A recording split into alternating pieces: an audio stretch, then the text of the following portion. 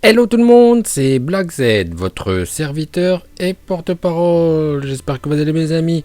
Aujourd'hui, petite vidéo où je dévoile la fin de Boruto. La fin définitive, grâce à mes contacts. Alors, comme vous en doutez, cette vidéo contient du spoil, car je détaille la fin de Boruto. Vous voilà prévenu, allez c'est parti. Donc nous allons parler de la fin de Boruto, du chapitre 50 et de l'épisode 1 de Boruto qui chronologiquement se situe toujours après le dernier chapitre sorti en date. En effet, on voit Boruto et Kawaki adultes, enfin ils sont plus âgés qu'ils ne le sont actuellement.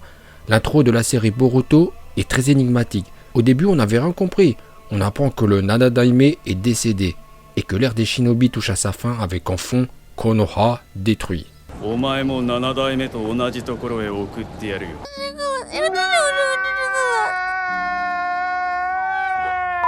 Bon, c'est pas la première fois que Konoha est détruit. Pain Rikudo avait jadis rasé Konoha avec Shinra Tensei. Et bien 15-20 ans plus tard, Konoha semble encore mise à mal. On découvre Kawaki et Boruto avec des tatouages chelous qui semblent activer un pouvoir. Boruto dégaine un œil étrange, une cicatrice et il semble avoir du vécu. Puis ça part en bagarre dans ce qui semble être le combat de la dernière chance. Suite au chapitre 50, on en sait un peu plus. On sait que Ishiki Otsutsuki a pu atteindre son but et que Kawaki est devenu son réceptacle. Donc pour le tuer, la tâche est encore plus ardue, car il faut d'abord l'extraire de Kawaki, puis détruire son vrai corps, tout en s'assurant qu'il ne laisse pas une empreinte ici ou là sur un autre potentiel réceptacle, avec le Kama. Néanmoins, on peut penser que tout ceci a été accompli, et que Ishiki est décédé, car il semblerait bien que Kawaki n'abrite plus Ishiki, et qu'il a attaqué Boruto et les shinobi de son propre chef. Passons à Boruto. Apparemment son père est décédé, comme ce fut mentionné par Kawaki, car il dit à Boruto « Tu vas aller rejoindre le Nanadaime », ce qui à l'époque avait plongé les fans de Naruto dans une grande dépression. Moi-même j'étais normal avant, mais je suis devenu fou après cette terrible révélation. De plus, on peut également penser que Sasuke est également décédé, car Boruto a récupéré sa cape et son épée. Fait étrange, normalement Boruto devait être le réceptacle de Momoshiki, mais apparemment, tout comme Kawaki, Boruto a pu régler cette histoire car il a le Kama et il est toujours lui-même. Alors que dans le chapitre 50, Ishiki explique que l'assimilation de Boruto par Momoshiki en est à 70% voire 80%. Donc Boruto a pu régler le problème.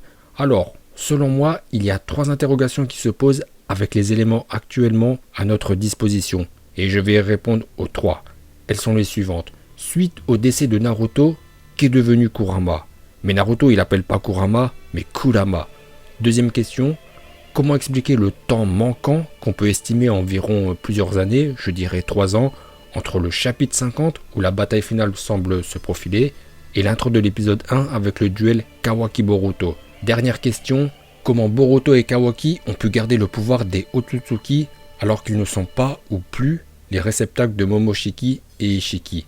Allez c'est parti pour la réponse de la première question. Bon, j'ai pas les réponses. Non, je rigole, ne vous inquiétez pas, grâce à mes contacts, j'ai des réponses. Il se trouve que j'ai envoyé un mail à Masashi Kishimoto et il m'a répondu. Je vous montre son mail. Tout d'abord, voici mon mail que je lui ai envoyé. Bonjour, cher Masashi Kishimoto, j'ai 3 questions à vous poser concernant la fin de Boruto. Pouvez-vous y répondre, s'il vous plaît? Elles sont les suivantes. Qu'est devenu Kurama suite au décès de Naruto? Pourquoi y a-t-il une ellipse de plusieurs années entre le combat avec Ishiki dans Boruto et le combat entre Boruto et Kawaki dans Boruto Shippuden? Comment Kawaki et Boruto ont pu garder le pouvoir des Otsutsuki sans être le réceptacle de Momoshiki et Ishiki? Merci, maître. Voilà pour mon mail. À présent, voici les réponses de Masashi Kishimoto. Je vous montre son mail. Vas-y, tu fais chier à tout le temps me poser des questions sur Boruto. Bon, comme c'est toi, je vais y répondre, mais c'est la dernière. Pour la première question, c'est simple, Kurama a retrouvé sa liberté. Ne crois pas que j'allais faire de Boruto le nouveau Jinchuriki de Kyuubi, alors que tout le monde l'avait déjà anticipé. Et ça prouverait seulement que je n'ai pas d'imagination, alors que durant toute ma carrière, j'ai prouvé l'inverse. Deuxième et troisième question. Dans le chapitre 55, tu verras, Ishiki sera définitivement tué et Momoshiki ne pourra pas renaître dans Boruto. Par contre, Kawaki et Boruto vont garder le pouvoir des Otsutsuki. Pourquoi? Pour le moment, je ne le sais pas. Mais on va trouver une explication, t'inquiète. Comme avec Kashin Koji, qui était en fait le clone de Jiraiya. Donc on trouvera une explication, car on a de l'imagination. Et comme nous avons de l'imagination, tu comprends pourquoi Boruto ne peut pas devenir le Jinchuriki de Kyuubi. Et enfin, pourquoi Kawaki a attaqué Konoha et Boruto? Eh bien, il se trouve que Kawaki a viré fou. Avec la tête qu'il a et ses tatouages, on dirait un junkie. Impossible pour lui de trouver une meuf avec une tête pareille. Voilà pourquoi Kawaki est devenu fou et qu'il a tué Naruto et Sasuke, détruit Konoha et attaqué Boruto. Voilà pour les réponses, cher porte-parole, mais ne me dérange plus, je suis actuellement en vacances au Mexique. Voilà les amis, j'ai les réponses officielles sur la fin de Boruto. N'hésitez pas à relire le mail de Masashi Kishimoto pour bien comprendre la fin de Boruto. Écoutez, cette vidéo arrive maintenant à son terme. Bon bah vous allez mettre votre like car mon travail est extraordinaire. Et prenez un deuxième compte Google pour liker.